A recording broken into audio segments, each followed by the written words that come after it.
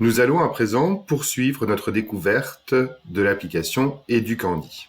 Nous avons déjà vu comment créer des activités sur base de listes de mots. Nous allons voir maintenant comment faire des paires correspondantes, c'est-à-dire des activités d'appariement. Je vais par exemple travailler sur les pays d'Europe en demandant d'associer le pays avec sa capitale. Je vais créer, et comme vous pouvez l'imaginer, il va falloir chaque fois indiquer les bonnes paires de mots et donc compléter la liste au fur et à mesure.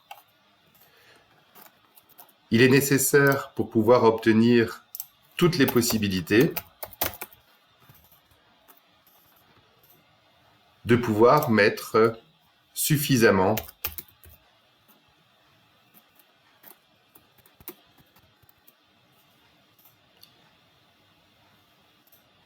de paires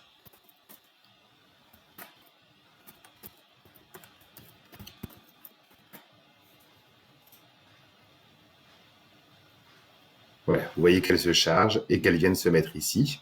Lorsque je descends, 5 possibilités sont à ma disposition. Le choix multiple, un jeu d'oxo, un mot croisé, un jeu de match-up et un jeu de memory. On va commencer avec le memory qui est le plus simple. Voilà, cela charge. Et comme dans ce genre de jeu, là j'ai de la chance, il faut pouvoir retrouver les bonnes cartes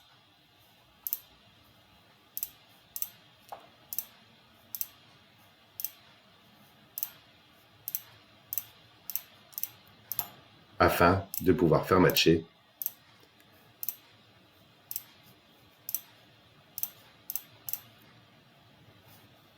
les différentes choses. Je peux revenir donc sur les pays d'Europe, retrouver d'autres possibilités, comme par exemple ici, le mot croisé.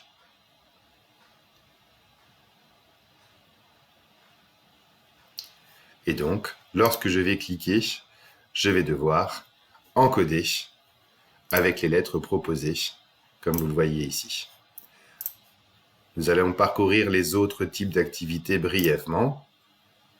Vous allez voir que pour certaines, comme celle-ci, il y a 9 mots minimum qui sont demandés. Je ne peux donc pas y jouer puisque je n'ai pas mis suffisamment de paires. Le choix multiple va fonctionner de manière assez simple, avec chaque fois une question et 4 propositions. Si je me trompe, vous voyez que le temps s'accélère. Si je réponds correctement, voilà, je peux passer à la question suivante. Comme nous l'avons déjà vu, je dispose d'un lien pour partager directement. Je peux donner également le code pour travailler sur une application ou intégrer mon activité sur un blog, un site internet. Le troisième type d'activité est très simple, c'est les questions à choix multiples. Vous nommez votre activité, on va reprendre les pays d'Europe par exemple. Vous complétez la question, la bonne réponse, et vous donnez 3 fausses réponses. Vous ajoutez la question. Il vous faudra créer plusieurs questions avant de générer un questionnaire à choix multiples.